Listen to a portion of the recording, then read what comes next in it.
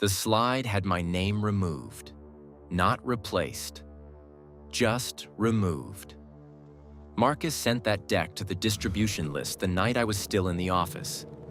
60 people, the client team, 2 directors. By the time he hit send, I had already left. I checked my email on my phone around 11:30 and opened the attachment out of habit. Quarterly infrastructure review. The one built on 3 months of back-end work I had done almost entirely alone. The network diagram on slide 4 was mine. I'd drawn it from scratch in a diagramming tool on my own machine, exported it as a PNG, sent it to Marcus with a note that said, "Updated version, ready for the deck." That was 6 months before that night. The diagram was still there. My name wasn't. I didn't reply to the email. I set my phone down and went to sleep. That was the first time I understood what I was dealing with. Not a mistake. Not an oversight. A system. One that had probably been running longer than I'd noticed. The next morning, I opened a folder on my secondary workstation. The one in the network operations closet that nobody else bothers with because the chair is broken and there's no window. I labeled the folder with a date, nothing else. Then I started pulling records. The ticketing system logs every action by user ID. Every resolved ticket, every escalation, every configuration change. On our 3 largest infrastructure deployments, I had been the primary resolver on all of them. The log showed that clearly.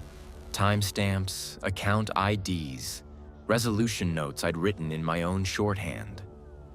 Marcus had approved some of the tickets, which was his job, but approval is one click. The actual work underneath was all time-stamped to me. I exported the full log as a CSV, opened it in a spreadsheet, and filtered by project. What I had wasn't an argument, it was a record. Then I went back further. I searched my own sent folder for every email I'd sent Marcus with a deliverable attached. Diagrams, summaries, configuration docs, draft reports. 41 of them over 2 years. After that, I searched Marcus's sent folder, which I could get into because I had admin rights on the mail server. 37 of those same items had been forwarded on to directors, clients, people across the organization. Most had no attribution line. Several had been pasted directly into Marcus's own emails. No indication he hadn't written them himself. One of them stood out. He had forwarded my technical summary to a client the morning after I sent it to him. My email went out at 11:47 the night before. His went out at 9:02 the following morning. Same language. My name not in it anywhere. I put both emails side by side in a document and saved it. Next, I pulled my own HR file. The performance reviews for the last 2 annual cycles were in there. Every contribution I had made to the 3 main projects was listed under a team category Marcus owned and submitted. The work was in the record. My name on it wasn't. I saved copies of those too. Then I pulled the badge access logs from the facilities portal.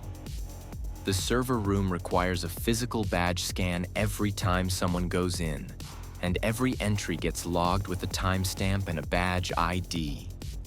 I ran my own history against the build windows for each major project. I was in that room for every critical stretch. Late nights, weekends, one 3-day window where I was running on about 4 hours of sleep a night. Marcus's badge showed up during standard business hours, a few times per project, never when the actual work was happening. I exported those logs and added them to the folder. By the end of that week, I had a file, organized by project, date, evidence type. Every item in it came from a system. Nothing required my testimony. I closed the spreadsheet, labeled the folder, and shut the laptop. Then Dana Osi joined the company. She came in as VP of Operations on a cost and efficiency audit. Her first all-company email asked project leads to submit source-level documentation for the 3 largest infrastructure projects from the past 2 years. Not presentation decks, not summaries. Source files, change logs, access records. The calendar invite she sent out used the phrase verification session. Not meeting, verification session. Marcus came by my desk that afternoon, pulled up a chair, and told me he needed the technical backup materials ready for the VP review. Wanted them alongside his own summary. I asked what format he needed. He said whatever worked and didn't seem to give it much thought. I told him I'd take care of it. The next 3 days I spent building the cleanest version of the file I'd already built. Organized the way Dana's request described. By project, by date, by change event. Ticket logs, commit history, badge records, file metadata from the shared drive.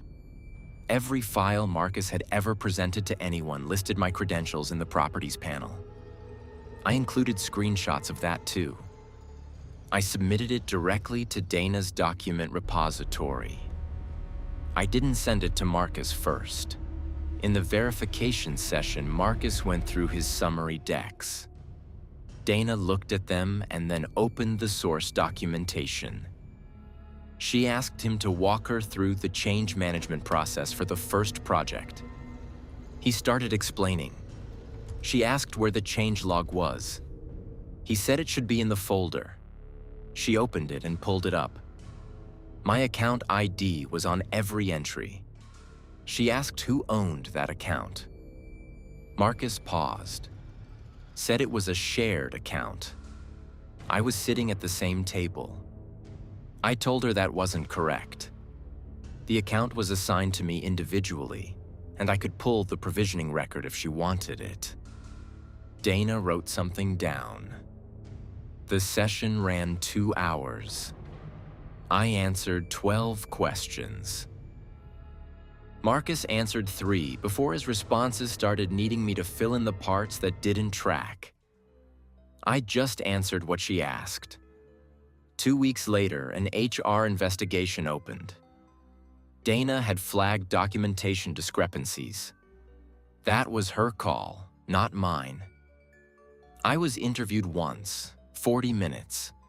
I brought the file, printed, organized by section, the same structure I'd built it in. When I sat down, I set it on the table. The investigator opened it and read for a while before asking anything. I answered their questions. When it was done, I left a copy with HR and kept my own. Marcus was placed on administrative review the following Monday. I was asked to take over technical leadership on the 2 projects he'd been managing. I said yes. I don't know what happened to him after that. I wasn't told. I didn't ask. The evening I got the email making me project lead, I went back to the network operations closet, sat down in the broken chair, opened the folder on my secondary machine. I didn't delete it.